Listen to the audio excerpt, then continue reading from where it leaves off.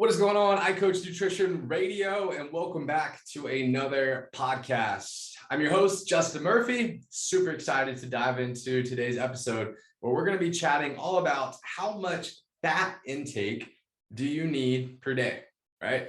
We've talked on various podcasts about how many calories you need per day, how many grams of protein you need per day, how many grams of carbohydrates you need per day. And today we're going to be talking about that third macronutrient, which is fat. Right?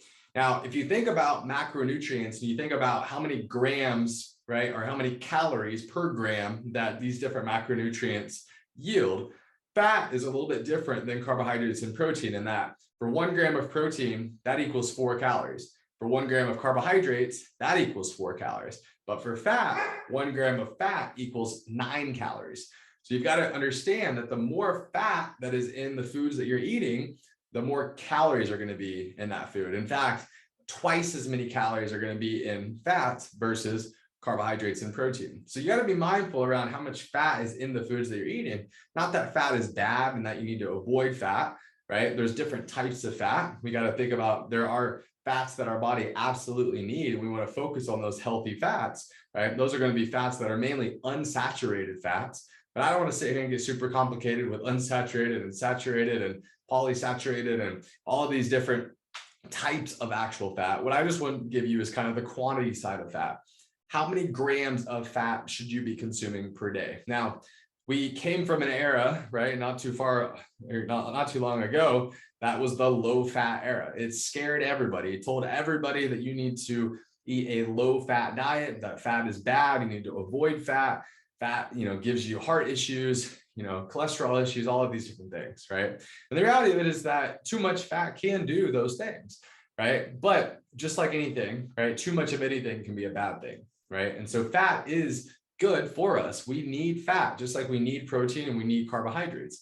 Fats do so many healthy things for us, right? And one of the biggest things that we actually see is people that do low fat diets and they eat too low of fat intake or too low of fat intake for too long of periods of time, they can actually do damage to their body, in particular to their sex hormones. And so you'll see a lot of people that are following a low fat diet, like I said, for too long or in too low of an amount there, and they'll actually start to see their sex hormones drop, right? They'll actually start to see things like testosterone drop. And so therefore their libido, their sex drive, it drops, right?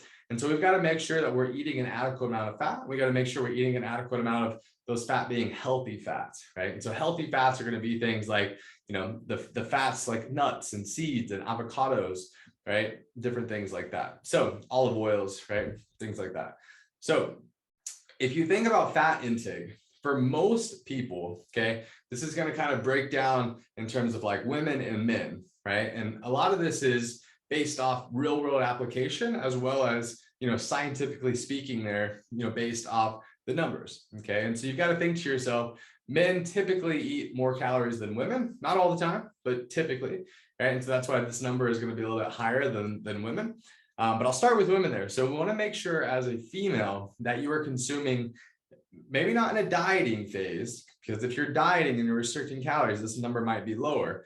But in general, right, if you're eating at maintenance calories, if you're just trying to live a healthy, sustainable lifestyle, we want to make sure that you're consuming at least 60 to 70 grams of fat per day, right? And that's going to make sure that you're getting enough cholesterol in your body. So therefore you can be able to produce enough of your sex hormones, okay?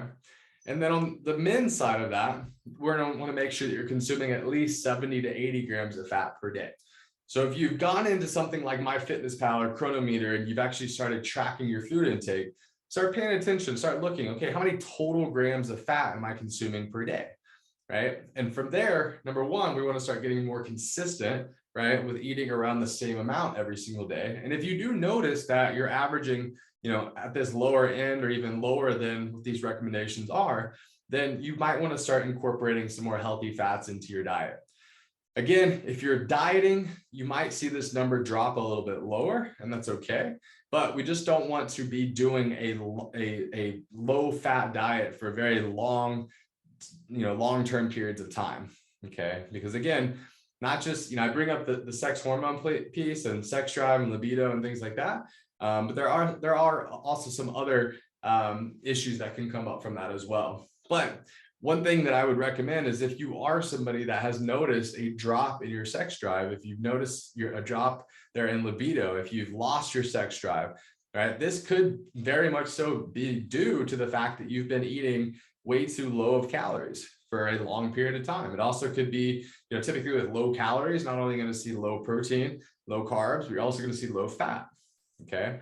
So this is why awareness precedes change. This is why tracking your food intake, if you've never done that before, can become so incredibly important, because you need to understand the quantity side of the equation. You need to actually understand how many calories you're consuming on a daily basis. You need to understand how many grams of protein and fat and carbohydrates you're consuming on a daily basis. Because if you don't understand that, and if you don't have that awareness, it's really going to be hard for you to manipulate your weight and your body composition. You're not going to really understand how to maintain your weight or lose weight or gain weight. Okay. And so that kind of wraps up how many grams of fat, how to know how much fat intake you need. And once you know kind of what that total number is, now you can just break that up into 2 or 3 or 4, or however many meals per day you eat, so that you can start to understand how many grams of fat per meal you're ultimately consuming. And then by tracking your food, you're going to start to learn how much fat is in the foods that you're eating based off the portion sizes that you're consuming. Okay. Awesome. I hope this helps. I hope this is super short, super informative, right to the point.